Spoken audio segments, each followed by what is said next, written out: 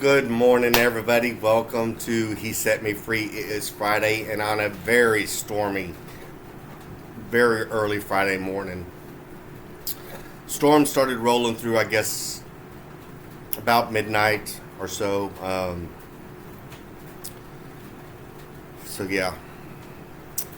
Flashes of lightning, cannons going off, the normal stuff. So today I want to talk to you about Lyft Direct, and I think it's very, very, very, very, very important that y'all understand what Lyft does through this card. Whenever you call up support for Lyft Direct, meaning that you go on Lyft Direct, that is their Lyft's card, you will talk to somebody that works for Lyft. I had an encounter with them yesterday, and I ended up hanging up on the guy. I was so mad. A couple days ago, I made a purchase at Quick Trip I bought some gas, a couple bottles of water, some food, and some windshield wiper fluid for my vehicle. I've had a consistent problem with Lyft with regards to how that they, and Quick Trip for that matter, about how they process this, because oftentimes what they do is they will separate the gas from the in-store purchase. I don't know how they do it. And Lyft is supposed to give, for gas purchases, a cash back. On these particular purchases, whenever you buy something inside the store, they do not do that. I had gotten a message the night before last that my account was overdrawn. So yesterday I went back into my account and I looked. I could not find the purchase at all.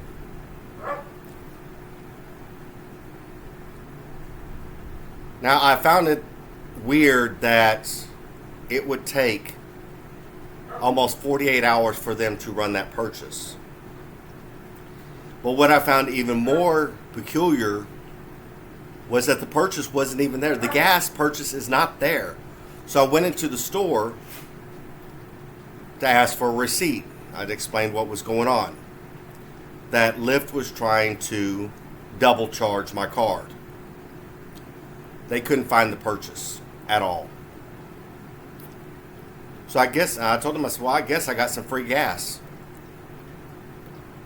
But what didn't make sense is they charged for the items I purchased inside and ran it separately than they did from the gas. Now, like I said, they've done this multiple times. So I ended up having to move money, because the way that I keep money in my account is I move money. It has a goal in there. It's almost like a savings account. And I keep the active balance of my card zero. So whenever I make a purchase, all I do is I go into and I move money over according to exactly how my purchase is. That way I control where my money is going. Quick Trip is the only store I have this problem with. A part of me wants to think that Lyft and Quick Trip are scheming. Something's not right whenever it comes to this store and the Lyft Direct card. Because last summer I would notice that whenever I would make purchases, it would come out, and then the next day I'd have more money coming missing up out of my card. But then they would turn around and deposit it right back into my account. Then there'd be other times where they would take it out and not deposit it back in. The purchases were literally disappearing. But they were still charging my card. So how are you going to tell me that you can charge me for the gas that I purchased with no proof that I actually purchased it? But you can charge me for the stuff that I buy inside the store. and not give me the cash back for purchasing gas. Gary, go lay down. So I made a conscious choice yesterday not to do business with Quick Trip anymore. Something's not right. To start screenshotting, because they have to pre-approve for the hold for the amount of the purchase. Because if you don't, it comes back declined. It's almost, you feel like you're going crazy. Literally, you feel like you are going crazy. Because you know you made the purchase. So why are you trying, and you know that the money's been deducted out of your account and never put back into your account. But they are separating the gas. If you have the Lyft Direct Card, do not do business with Quick Trip using that card. Use the other form of payment. It is the only card that I have a problem with. I can go shopping anywhere else in Waco and not have a problem. Any other gas station, go in and purchase stuff, and I don't have this problem. It's only with Quick Trip. So I'd highly advise Lyft, or people that use the Lyft Direct ATM Card, not to do business with Quick Trip. Now, with that being said,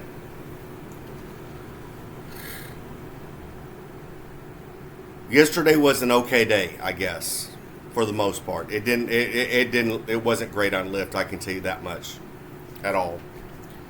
The ride, I turned down 2 rides, because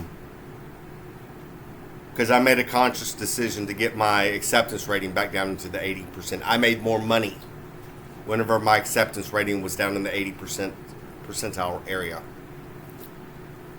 to include my driving score.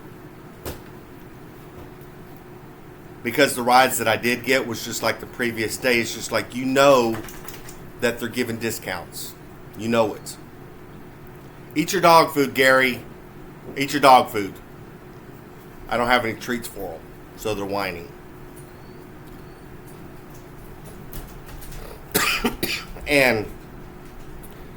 But then I primarily drove for Uber. My first ride for Uber, I drove 11 and a half miles out to pick a guy up. And it said long distance pickup. You wait until you hear this. I even screenshot it. So I drove 11 and a half miles, 13 minutes. And we get to his place. Now, this pastor knew exactly what he was doing. Exactly. He had me take the shortcut so that he wouldn't have to pay the addition. The way that Uber was taking me was 3 miles longer, so that he wouldn't have to pay it. When it was all said and done, I drove 23 miles. I made $12.73. My long distance pickup fee was 0.7 miles, 0.7 of a mile. I got paid 54 cents. My time, ready for it? Hold on a second.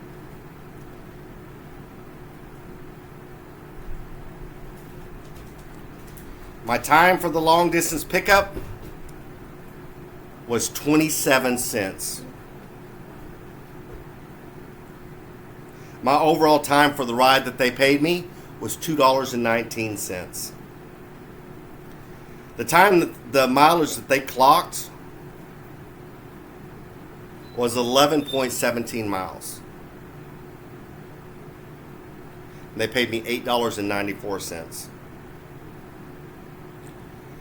But the long distance pickup fee and the long distance for distance and time was literally 83 cents. See, this is why I always try to warn people. Don't fall for their long distance pickup or their premium pickup likely scenario, by all rights, I should have turned that ride down. I used more gas than my time. He got a bad rating to say the least, for disrespectful, for having me go the long way around when he knew what he was doing. For the option, passenger wanted a different route, and then other. He'll never get back in my car again, ever.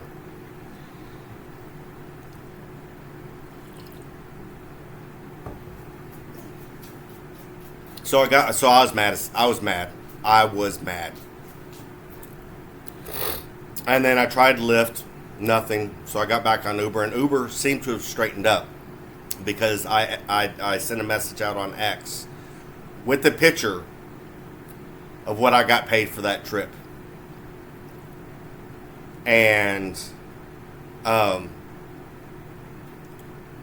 rides seemed to have gotten a little bit better. I turned down one short ride, and I accepted a different ride on Lyft.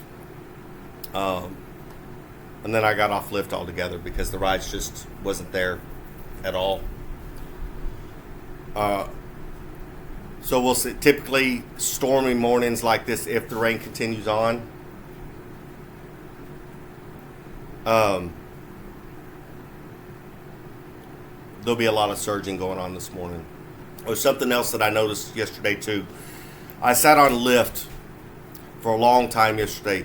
What Lyft is doing is these bonuses that they're sending out, which is equivalent to surging.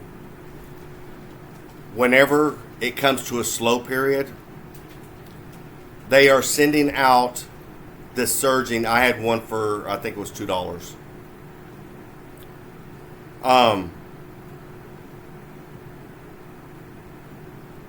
It's to keep the drivers on the app, to keep them from logging off or accepting rides on Uber.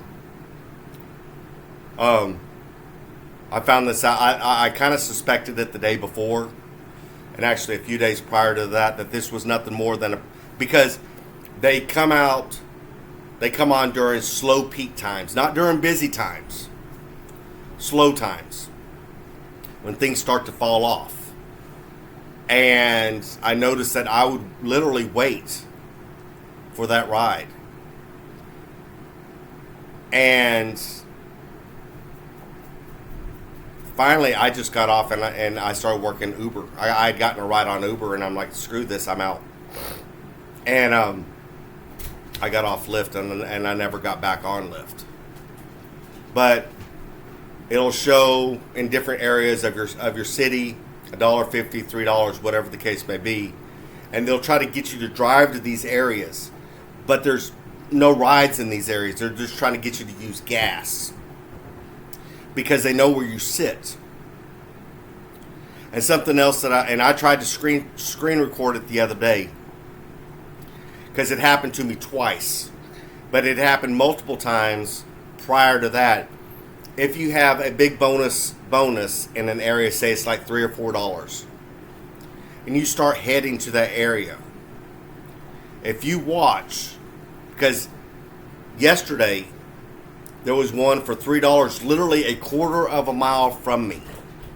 I stopped off at Stripes and got some breakfast, and I hopped in my car and headed towards them.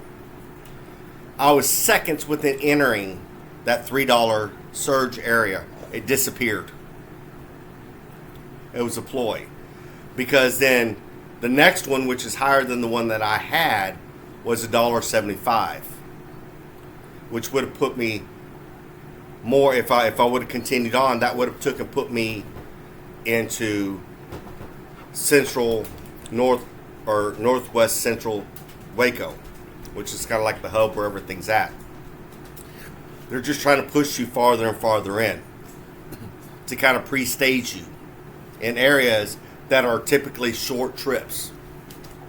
Remember, as long as they can get you to accept a trip, kind of like with Uber yesterday, with that Forbes magazine article that I read, if they can get you to accept a price for less amount than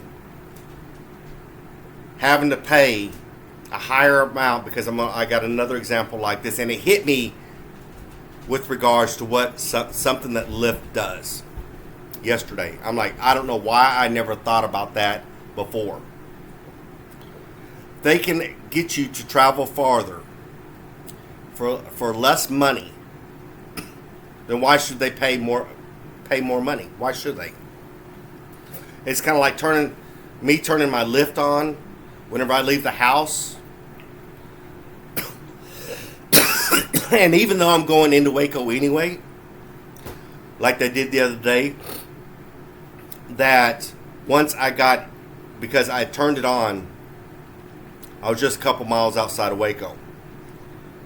And they only paid me $7 for that ride.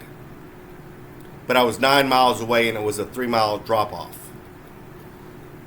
Why should they pay the $9 or $10, $12 for my drive over to include the drop off if I'm willing to accept that ride that I'm so far away for $7? Why should they? But it hit me yesterday.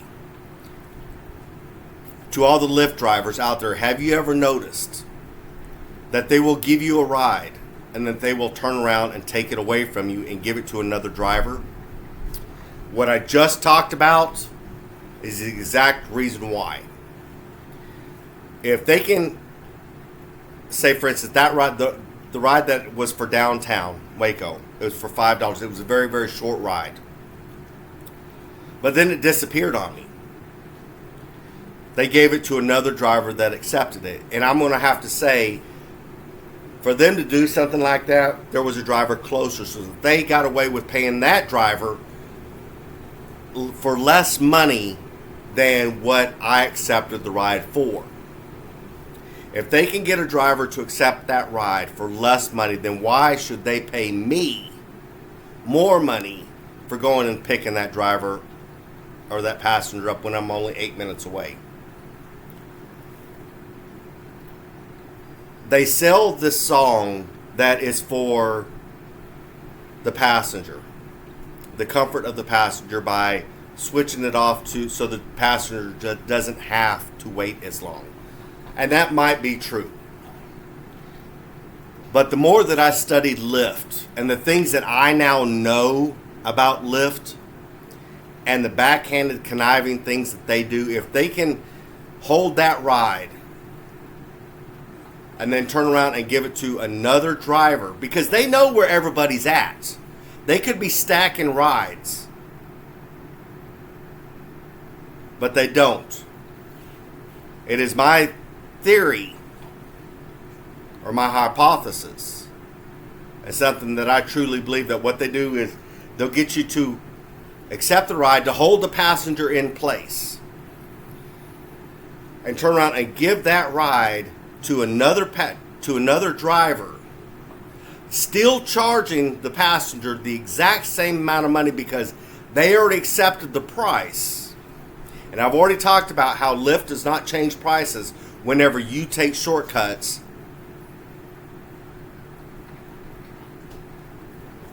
to pick people up and to drop them off.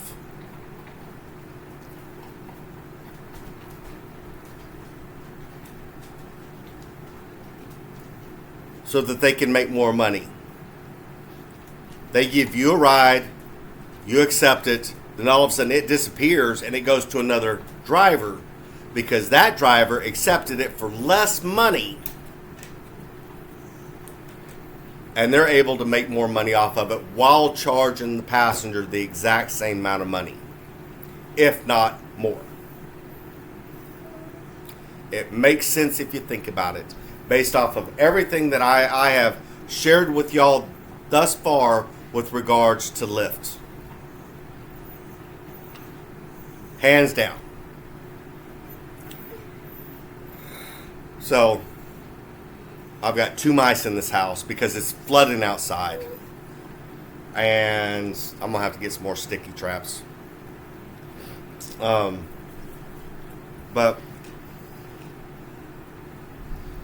be mindful. Lyft Direct Card what I've talked about with them. And Quick Trip,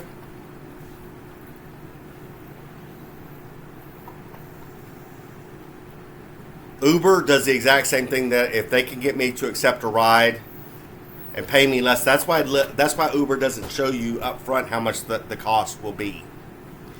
Because then everybody would be turning down a whole bunch of rides. If I would have known for all those miles, for 23 miles, that I would have only been paid $12.73, and then their premium pickup likely, or their long distance pickup fees was 83 cents, they could have kept that.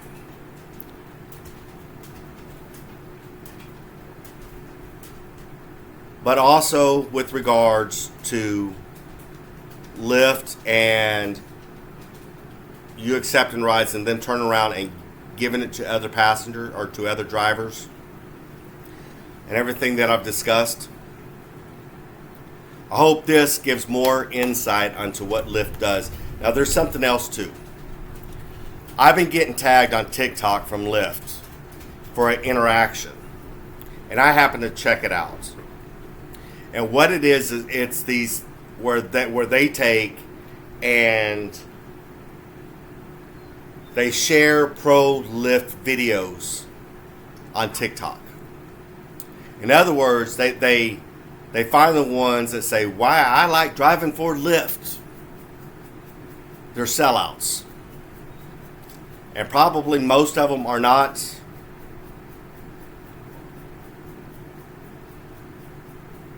Let me just put it this way. They migrate to this country. They start driving for Lyft, and they're willing to drive 14 hours a day for pennies. But they do the talking points. In other words, they're paid by Lyft to make these, they're influencers, if you will, to make these videos. I'm listening to one and I'm like, this is, no. A secret recording by a passenger of why the driver likes it. Verbatim of what Lyft says. They say transparency. They say all the buzzwords. Transparency and 70% of your weekly. You know, things like that. 70% of your weekly. You want to know what that means? It means 70% of what Lyft charged that passenger at a discounted rate to get them to do it. So, and if you do the math, you're not receiving 70% of that ride. I don't know where they come up with those numbers. The only exception to the rule is on those heavily discounted trips that you see them where Lyft took X amount of cents for that ride. But if you look at it, it was a discounted ride, so it throws the numbers off. Or it was a Lyft Pink membership. Don't be fooled by their transparency, because it's a ruse. And I'm here to call them out. I am the voice on the wall. So y'all have a blessed day. Until next time, we'll talk to y'all later.